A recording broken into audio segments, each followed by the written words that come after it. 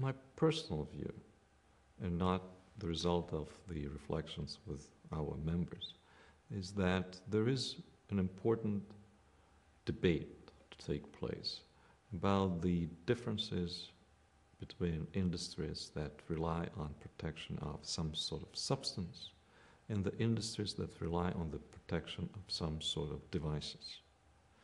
And they have different marketing needs, different competitive needs, and maybe it will be difficult to preserve a unified patent system that would satisfy, encourage, incentivize both in the same way. So I personally think that we need to discuss some flexibility in the patent term that would allow particularly our biotech and pharmaceutical companies the comfort that they invest enormous amount of money in a very high risk with very uncertain return. But we need them to keep innovating. Your my health depend on their continuing drive to generate new products.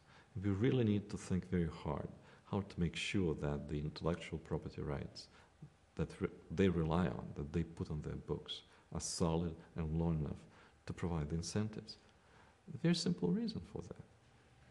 If the intellectual property regime does not provide that incentive, somebody else will have to do it. And that would cost real money. Right now, we're basically telling these companies that we're not going to give you a dime, we'll give you an opportunity. That costs us nothing.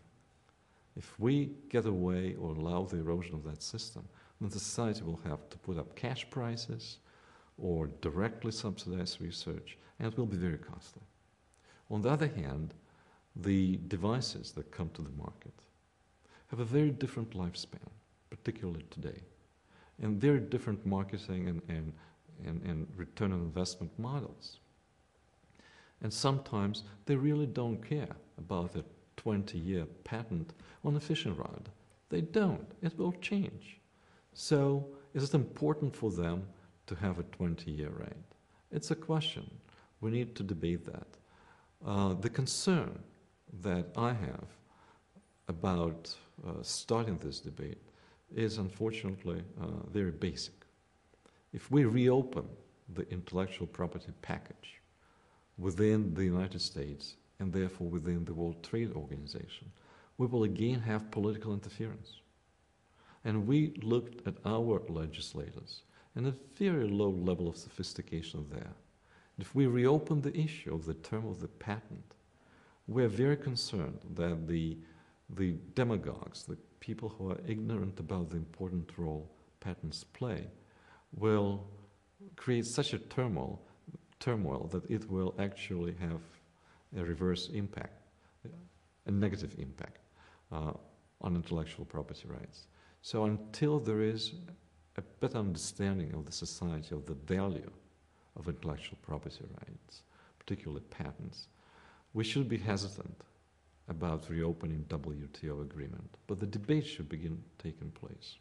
The question whether these industries right now are satisfied with the length of the patent that they're getting, because the cycle of the products is much faster than in the cycle during which inventors recoup their investment is much faster.